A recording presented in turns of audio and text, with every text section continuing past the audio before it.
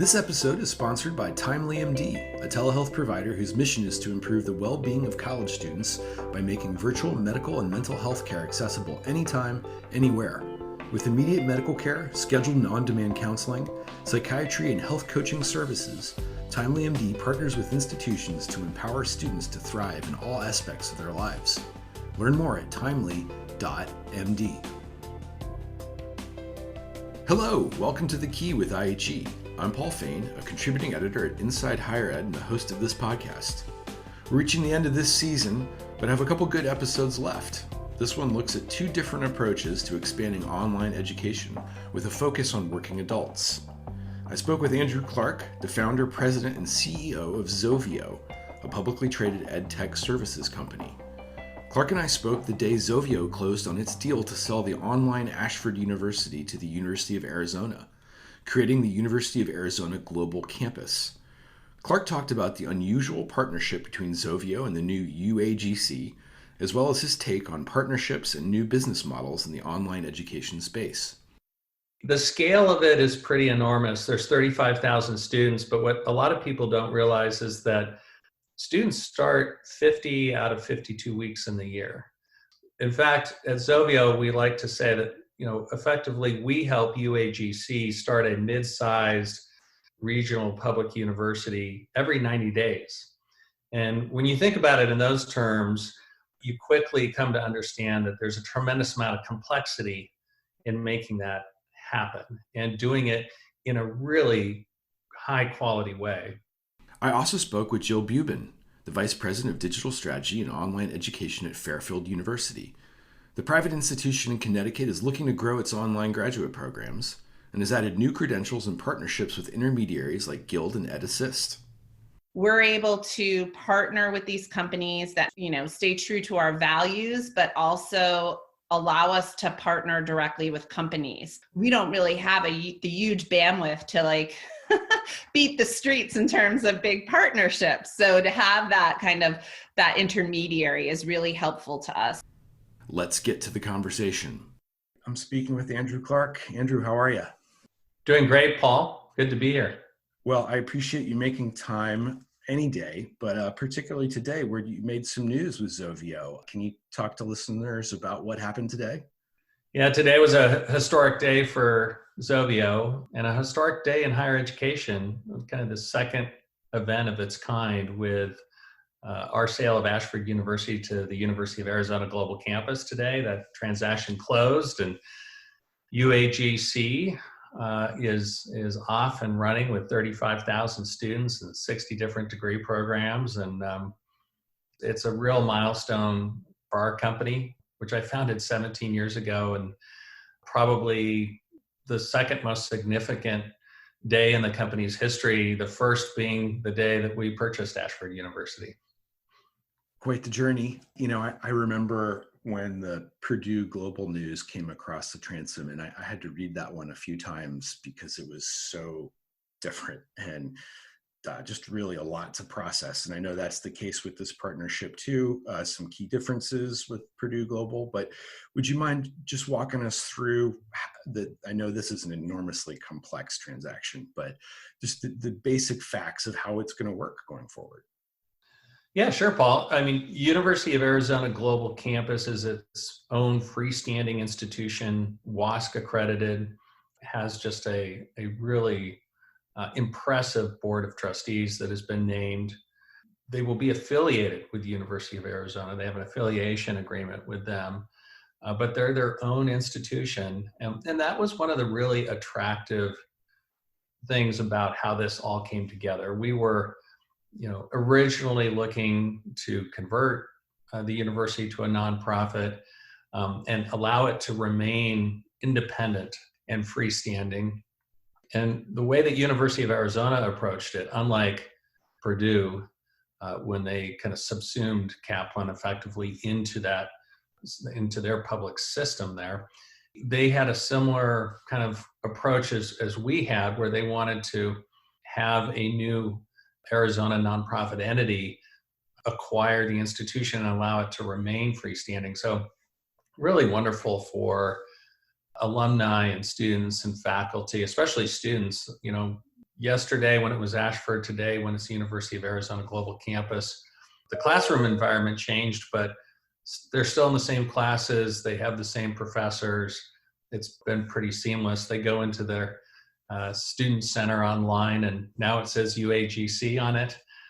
But it's been a really kind of seamless transition, and a lot of work has gone into this.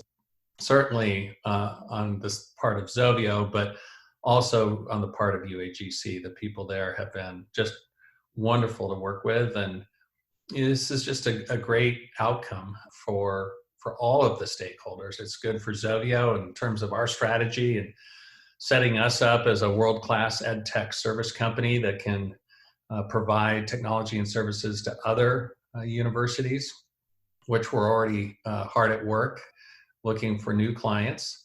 It's most importantly great for the university itself, its alumni, its students, its faculty to have this affiliation now with the University of Arizona. So it's a great day for us, a great day for UAGC, for its students, and I couldn't be more excited about today. It's been a long time in the making. So if you wouldn't mind giving folks an idea of the scope of the new UAGC, and you mentioned 60 degrees, but I gather more than 300 courses and quite a few students. Yeah, so the scale of it is pretty enormous. There's 35,000 students, but what a lot of people don't realize is that students start 50 out of 52 weeks in the year. In fact, at Zovio, we like to say that, effectively we help UAGC start a mid-sized regional public university every 90 days. And when you think about it in those terms, you quickly come to understand that there's a tremendous amount of complexity in making that happen and doing it in a really high quality way. We measure the Net Promoter Score of our students. Many educational institutions do. And we have a very high NPS with students. Most recently, we hit our all-time high since we started measuring it in January of 2017 at about 63. So we're really proud of our ability to support students and meet them wherever they are and do that at a tremendous amount of scale. There's faculty obviously involved in all of this. There's scheduling of faculty and courses. There's student advising and making sure the students are well advised and planning for their educational goals and eventually the ultimate outcome, graduation. It just takes a tremendous amount of work to put all of that together at scale. And many ed tech service companies are good at a much smaller scale. There's very few, as you look around, the U.S. landscape, that can actually do what we do at, literally orders of magnitude, tens and thousands of students. Well, that was where I was going to take this next. I mean, I feel like we all know that the disruption to adult and vulnerable student populations is intense at this point and no real end in sight. Anxiety about the job market, not sure your credential pathway will pay off. Of course, all the impacts on your schedule, your fiscal health, just a lot going on for the students you serve. And I think a lot of institutions out there are looking for help to do better and to enroll these students and to help them succeed. And I wondered if you could talk a little bit about the benefit of partnership from your perspective. I think people look at the University of Arizona and probably say, why can't they do this themselves? What did Zovio bring to the table and could bring to the table to other partners? Yeah, I think that's a common question, Paul, which is, why can't big public land grant universities or even medium-sized public universities or nonprofits do this themselves? I think it comes down to what we were just talking about, the complexity of managing, the scale of that number of students and doing it in a really high quality way. Universities typically just don't have the internal skill sets to be able to accomplish it. And many of them, Kaplan probably being the first example, Mitch Daniels said, we kept trying and it wasn't working. And we looked around internally and just found that we didn't have those skill sets. I think Southern New Hampshire took a different approach where, their president hired those skill sets into the university and has obviously been very successful. But not many institutions can go out there, quite frankly, and hire all the skill sets you need, develop the systems. It's tremendously capital intensive there. We've spent the better part of, 17 years creating technologies and using data and building out data analytics capabilities and automating systems that are, it's just really difficult to do that from a standing start. And you need to go outside to companies that, like Zovio, that have, literally over a decade invested in doing exactly that. And so many universities realize that. Some try initially to do it themselves and then come to realize it. And I think it's promising for Zovio and our future, because I think there'll be a lot of demand. We had a lot of people reach out to us just when we announced our agreement with UAGC. And we weren't really quite in the position to help at that time. We had our hands full, but now we are. And we've gotten a lot of inbound interest, and now we're also reaching out to many universities. And as you pointed out, Paul, it's been one heck of a year in 2020. A lot of different dynamics and changes for both the learner as well as the institutions. And I think institutions are quickly realizing that the business model that they had before isn't going to be the business model that they have and that will support them as well as their students in the future. And that they need to be more kind of agnostic about where a student actually is, whether they're on their campus or whether they're in their hometown, in their apartment, hiking through the Rockies, wherever the heck they are, that they can access that same high quality education from that institution, but it's going to look different online. They're going to want to be also on campus perhaps, and universities just need a much more adaptive model that allows them to reach those learners wherever they are. And again, that's where Zovio comes in and can really help out. Obviously, as you say, the business models are under intense pressure right now. The state and local budget crisis is only going to get worse for publics, it looks like, at least for now. UAGC and Purdue Global before it are real iterations, I think, of a business model in a new way. How many of those can there be? I mean, not too many that you can start with this scale going forward. But beyond that, I'm wondering, will we see iterations on what you all have done at a smaller scale potentially looking forward? That's a great question. I mean, we see the UMass Brandman announcement recently. I mean, look, I would say Mitch Daniels and Dr. Bobby Robbins are in an elite group of presidents, right? Just the two of them that have accomplished that. But I don't think they'll be elite for very long. I do think that you'll see many more transactions like this or similar to this, variations of it.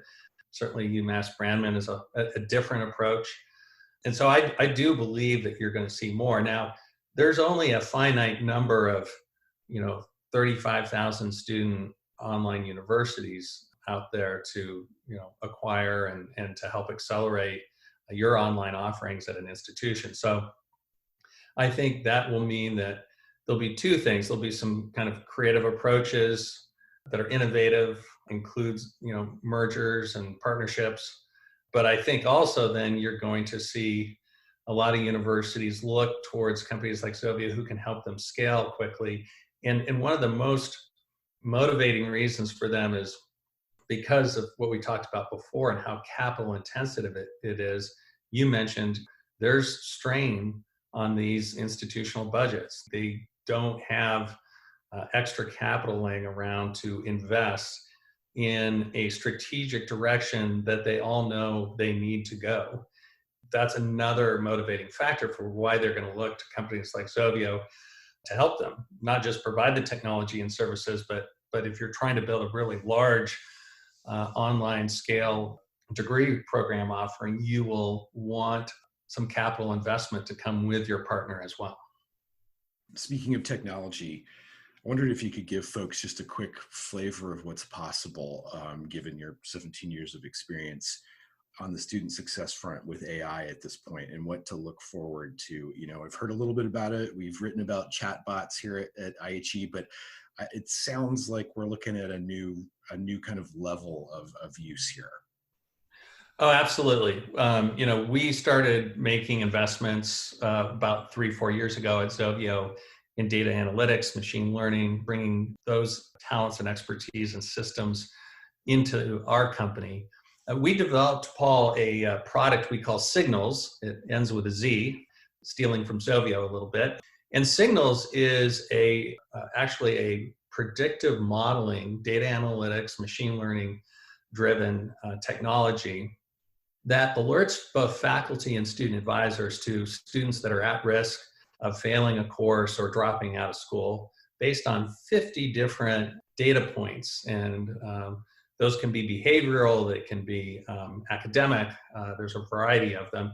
And then there's a prescribed set of interventions that faculty and advisors take proactively to help students overcome whatever the challenge is. Could be personal, could be academic, could be both. That product has had a remarkable impact at UAGC. Previously Ashford, we saw the highest cohort retention we've seen in 4 years. We saw a 3% improvement in just a single year on student retention as a result of Signals. So a long way of going about saying you're absolutely right. Data analytics, machine learning, AI is going to be instrumental to student success, also instrumental to identifying, the right types of students for your institution at the very beginning. So, for example, Signals for marketing and enrollment at Zovio can help build predictive models around the most successful students an institution has, and then identify who those potential students are and attract them to the institution and interest them in applying to the institution and then hopefully attending the institution. And that also helps improve retention because now you're getting a student that is best suited for your institution and for what you offer. So there's tremendous power in data analytics and machine learning that, when harnessed correctly, can lead to significant improvements in student outcomes, which is what everyone is ultimately invested and interested in accomplishing, both the institutions as well as us at Zovio. We have a saying here at Zovio that, our mission here is to help everybody be in a class of their own. And we're not just talking about institutions, we're talking about individual learners as well. And data analytics is the engine that's really going to power us and institutions to be able to help learners accomplish their goals. Well, we'll leave it there, Andrew. Thanks so much. I know we barely scratched the surface. I say that a lot on this show, but hopefully we can keep in touch, and we'll be watching to see how UAGC and your other partnerships develop. And again, I want to thank you for speaking with me on a very busy day, and congratulations. Well, thank you, Paul. Thank you for having me on your podcast. I'm a longtime listener. I enjoy your podcast. So thank you for including me, inviting me, and have a great day. If you're looking to go even more in depth in IHE's news coverage, check out our special reports. These deep dives feature rich data and reporting, as well as thoughtful, substantive analysis you can trust. Visit insidehighered.com/special-reports to view the topics we've covered and to purchase the report that best supports your area of work or study. So I'm speaking with Jill Bubin. How are you? Great, Paul. Thanks for inviting me to join you today. Thank you. So, I remember, I believe it may have been during the pandemic, but some months ago, I heard a bit about what Fairfield University was trying to do online, its ambitions for the future, and was very intrigued. Would you mind sharing kind of the Cliffs Notes of where you are and where you're headed? Yeah, sure. So Fairfield has 4 strategic priorities right now, one of them being the expansion into online, specifically for graduate students, and somewhat spin on that professional degrees for graduate students. It's interesting because these priorities have been in place coming on 2 years now, and I came into the role in April, right at the beginning of the pandemic. So many times it's linked to that we're expanding online due to the pandemic, but we've actually been kind of planning for this, as I said, for almost 2 years. So with that, we're looking at launching 7 master's degrees and 9 certificates for the spring 2021 term. So, so we really went all out for this expansion. It's going in the right direction. It's a combination of degrees. We had all the degrees in the works. Some had already been launched, so it was kind of giving them that boost or that injection to bring them to market. But it's a really exciting time to kind of watch where they're going, who they're starting to attract, and working internally, just building all of the supports necessary to ensure success. So what was the institution's experience with online programs, confidence in the ability to get to the next level? I mean, when you joined, where were they in terms of experience? When I joined, the university had done a lot of research in looking at this expansion. So just a brief background, we have roughly 4,000 undergraduate students on campus and about 1,000 graduate students in either hybrid or on-campus programs. So where we're located to expand geographically is a bit challenging. We're about 60 miles out of Manhattan, a real, more of a close to metropolitan areas. So if we were to do some geographical expansion, it would probably focus on undergraduate. So it made sense to be planning online for graduate. We also know, right, Paul, nationally, everything's showing that graduate students, even if they live 20 miles from campus, are really thinking about online. So Fairfield had done, I'd say, the groundwork in thinking about what programs do we have that could move online and what is some planning we'd have to do to get there.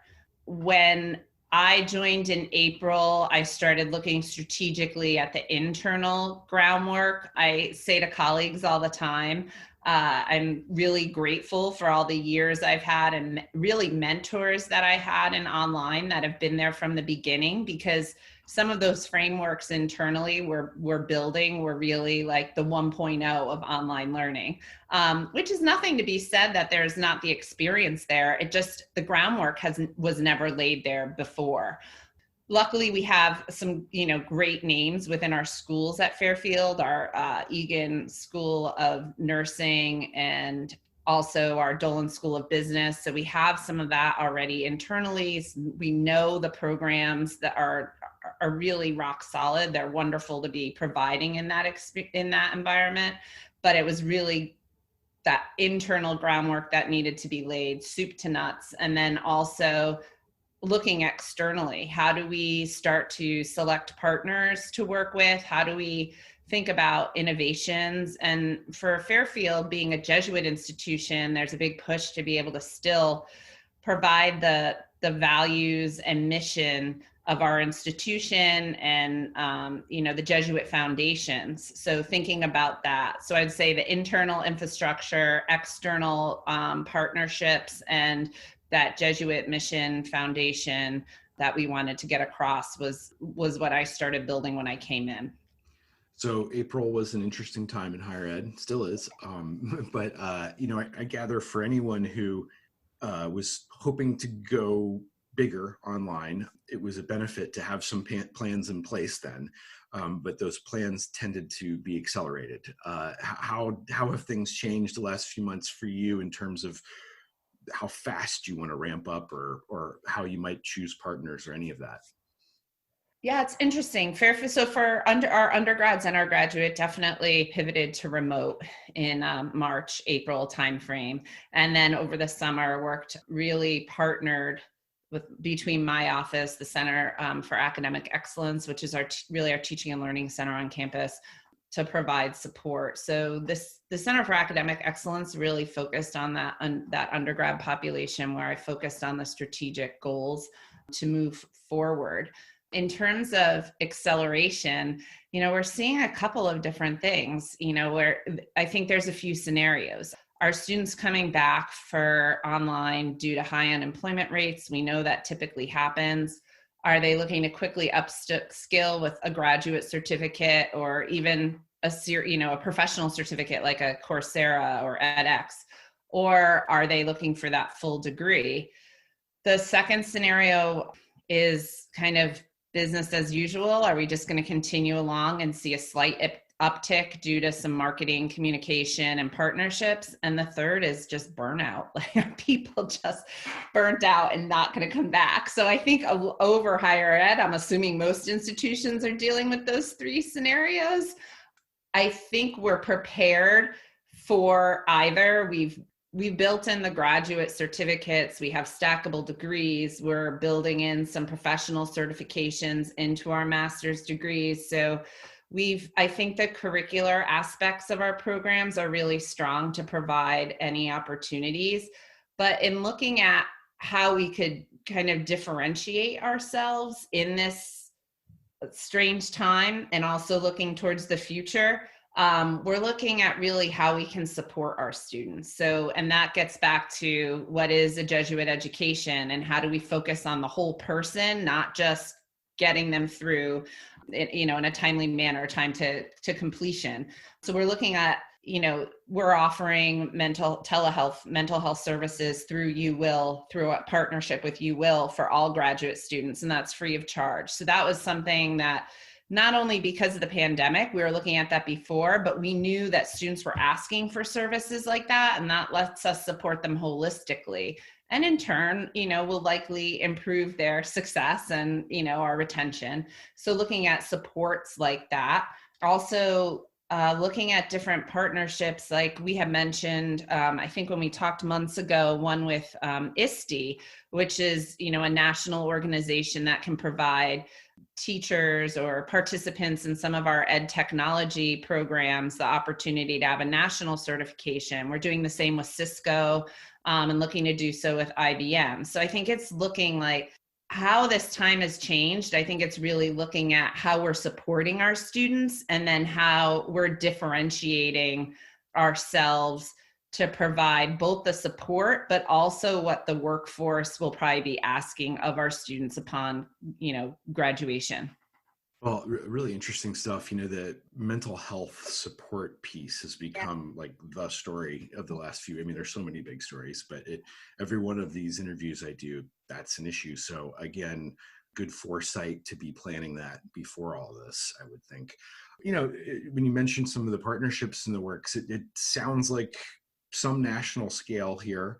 I just wonder kind of what kind of your concentric rings of students might be, and how it's looking to shift in the next year or so, like where you might be where you haven't been before. Sure, that's a great question. So we're starting to explore some partnerships, with the educational benefit side, the workforce educational benefit side. So I don't think it's a secret, but we're partnering with Guild, and that's in the works right now. So really excited to see where that goes. We think that their mission really aligns with Fairfield as well, in terms of, trying to provide benefits and getting our workforce educated. So that's one we'll be looking to follow and expand.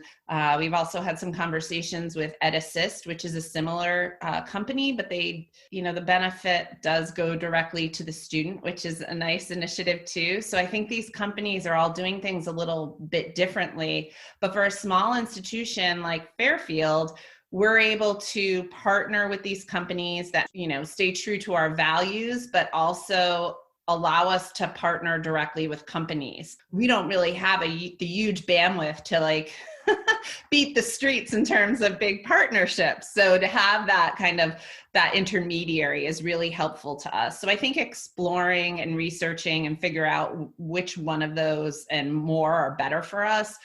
We're also, I guess actually since I've joined, I've been really interested in the MOOC space, edX, obviously, Coursera. A lot of my colleagues in the space have been, at institutions that are original partnerships with Coursera. And I think not only the benefit to students, but institutions to partner with them makes sense. And when I say that, it's part of that innovation at an institution too, to see how you can, to learn how you can kind of create micro credentials and to expose not only your faculty, but all people on campus that can be creating these kind of micro credentials, whatever they are, whether it's a full certificate, whether it's externally facing on a platform or internal. I think that's really important to just keep our minds new about where we're going and what we can provide our students. And through that, we're trying to link some of our partnerships that I talked about earlier, whether, it's Cisco or IBM, and seeing where we can go with them on some of these platforms, or our other partners, exposing some other financial partners to those platforms. So that's exciting to me. And thinking about, I think sometimes when we think about Coursera, it's simply in the MOOC world, but I think there's also opportunities. How can we provide free professional upskilling to our greater community, to high school students? So there's just so many options there. So for us, it's a great way to think innovatively all the way around with a large partner. But again, internally, we're trying to figure out, okay, how do we even prioritize the opportunities within a partnership, such as, one of those large providers. So I think you'll see that coming. We're also looking, and I think this is true for a lot of smaller institutions, we're looking, we know we want to provide those student services. I mentioned mental health. We know career services, writing services. These are things that are typically forgot about at the graduate level, but all the research tells us, going back, 14, 15 years, Paul, that's what students are asking for. So we're looking now, how can we, does it make sense to be able to provide those resources through partnerships or grow capacity internally? And I think, again, that's how we can differentiate ourselves, yet stay true to our values and our mission, by really recognizing those are supports students need and deserve at that level. It's not just an extra expense, but it's how we need to serve that population to ensure their success, academically, in life, and professionally. Given your national perspective from your OLC days, I wonder just your thoughts of how many institutions can really successfully do what Fairfield is trying to do. We all know that the big institutions online have grown a lot recently, and breaking in is hard to do when you're competing with institutions that are so established. Yeah, that's definitely true, Paul. Yeah, the market share for those top 5 institutions is huge. I don't have the statistic off the top of my head, but yeah, we know that. But what I do think, and a lot of this is from my experience at OLC, I think, we know we have to differentiate within the market, but we also know that there's a strong regional market for Fairfield degrees and for Fairfield to grow online, even if it's, Maine through Delaware. We expect to see that geographical expansion grow further through pockets of where our alumni are and where we start to form partnerships. So I think it's some of that brand identity, which we're working on now at the graduate level, and then that will allow us to slowly expand. Our goal was never to be one of those top 5 schools, but to provide the type of education that our huge alumni network and undergraduate network has come to really value, and to bring that to the next level and expose, another group of students to the high level education that they can now get online. Well, Joe, we'll leave it there. Thanks for talking this through with me. Among other things, we'll be really curious to see, the micro-credentials and the partnership with Guild and EdAssist and where that heads for an institution like Fairfield. So I really appreciate you sharing the plans with us. Yeah, thanks, Paul. It was great to talk with you. Cheers. Thank you. This episode is sponsored by Timely MD, a telehealth provider whose mission is to improve the well-being of college students by making virtual medical and mental health care accessible anytime, anywhere. With immediate medical care, scheduled and on-demand counseling, psychiatry, and health coaching services, Timely MD partners with institutions to empower students to thrive in all aspects of their lives. Learn more at timely.md. That'll do it for this episode. Thanks for joining. I'll be back next week talking to leaders from Broward College and Purdue Global with a specific look on how their credentials tie into the job market. Hope you'll join us.